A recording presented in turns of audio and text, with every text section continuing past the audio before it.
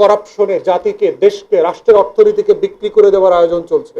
এবং ইতিমধ্যে সরকারি মহলে আলোচনা আমরা শুনছি যে বিদ্যুৎ খাতের নিয়ন্ত্রণ তো আওয়ামী লীগের হাতে, তাহলে এইবার গ্যাস এবং তেলের নিয়ন্ত্রণটা আমাদের হাতে নিতে হবে, যেন দীর্ঘমেয়াদে এই ব্যবসায়ীরা ক্ষমতায় থাকুক বা না থাকুক, তারা রাষ্ট্রকে চুষে জনগণের রক্তকে বিক্রি করে দেশে বিদেশে আরামায়েশের জীবনযাপন করতে পারে। এইটা কোনোভাবে হতে দেওয়া যাবে না। গণ অভ্যুত্থান পরবর্তী বাংলাদেশে আমরা চাই রাষ্ট্রের সম্পত্তির মালিকানা রাষ্ট্রের কাছে থাকবে, জনগণের কাছে থাকবে, কোনো ব্যক্তির কাছে দেয়া যাবে না। যেগুলো দেয়া হয়েছে প্রয়োজন ন্যাশনালাইজেশন করে ক্ষতিপূরণ দিয়ে এগুলো রাষ্ট্রের কাছে তুলে নিয়ে আসতে হবে। কুইক রেন্টালের যেই চুক্তিগুলো করা হয়েছে, আমরা বারবার বলেছি, অন্তর্বর্তীকালীন সরকারের সময় বলেছি, এগুলো ভেটিং করেন, করে যারা যারা বিদ্যুৎ উৎপাদন করছে না, নো ইলেকট্রিসিটি নো পেমেন্ট পলিসিতে আসতে হবে। কিন্তু এখনো আপনারা পেমেন্ট দিয়ে যাচ্ছেন, যেই পেমেন্টে টপ 6 কোম্পানি যদি দেখেন কুইক রেন্টালের, এই আওয়ামী কুইক রেন্টালের মালিকরা দেশে বিদেশে এখনো মৌজ মাস্তি করতেছে এবং ডিসেম্বরে আসার জন্য হুমকি ধামকি দেয়া, খুন খারাপির ব্যবস্থা করা, টার্গেটেড অ্যাসাসিনেশনের প্ল্যান করছে, ডিসেম্বরের ভিতরে কেওয়াস লাগানো, এই একই টাকা দিয়ে করতেছে, জনগণের টাকা দিয়ে। তাই আমাদের বক্তব্য পরিষ্কার, পুরো জ্বালানি খাতকে ঢেলে সাজাতে হবে। গ্যাস নির্ভর বিদ্যুৎ কেন্দ্র থেকে সরে এসে কয়লা নির্ভর বিদ্যুৎ কেন্দ্রে যেতে হবে। কারণ হচ্ছে আগামী 50 থেকে 60 বছরে কয়লা দিয়ে বিদ্যুৎ তৈরি করবার মতো কয়লা বাংলাদেশের মাটির নিচে আছে। তাহলে আমরা কয়লা আমদানি করে কেন বিদ্যুৎ তৈরি করছি? আমার কয়লা আমি উঠাচ্ছি না কেন? কার্বন এমিশন হবে, বিদেশিরা বলেছে এখানে পরিবেশ দূষণ হবে।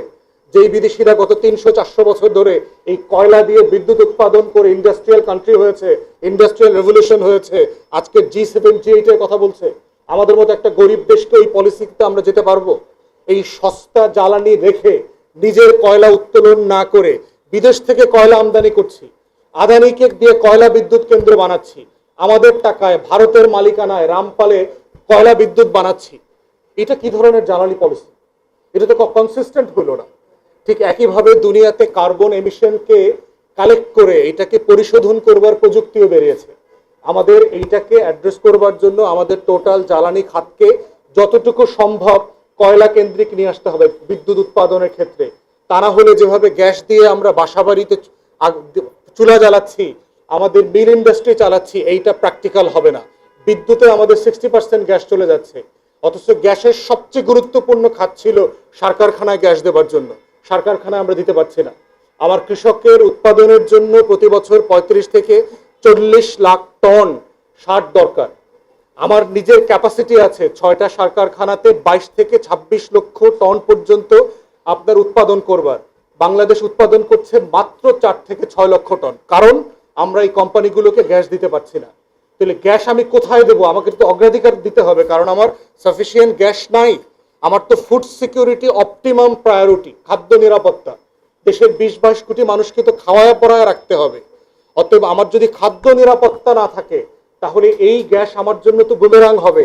এই কুইক রেন্টাল আমার জন্য তো জাতীয় নিরাপত্তার হুমকি তৈরি হয়ে গেছে। এবং দেখেন ভারত কি পরিমাণ থার্ড ক্লাস চাল দিছে গত কয়েকদিন আগে, যে বাংলাদেশ সরকারকে এই চালটা আবার ফেরত পাঠাইতে হয়েছে। তাহলে আপনি বুঝতে পারছেন রাষ্ট্র আকারে আমরা কি পরিমাণ খাদ্য নিরাপত্তার ঝুঁকির মধ্যে আছি, এবং এই সংকটটা জ্বালানিকে কেন্দ্র করে হচ্ছে। তাই আমরা বোধ করছি সার কারখানা থেকে শুরু করে যারা রপ্তানিমুখী ইন্ডাস্ট্রি আছে, যারা বিনিয়োগমুখী ইন্ডাস্ট্রি আছে, কর্মসংস্থান, সেগুলোকে প্রাধান্য দিতে হবে গ্যাস সরবরাহ করবার ক্ষেত্রে। বাকি জায়গাগুলোতে কয়লা কেন্দ্রিক করা দরকার, সৌর বিদ্যুতে যাওয়া দরকার। ইতিমধ্যে বাজেটে সরকারকে আমরা ধন্যবাদ জানাই যে 10,000 মেগাওয়াটের উৎপাদন পরিকল্পনা ওনারা নিয়েছেন।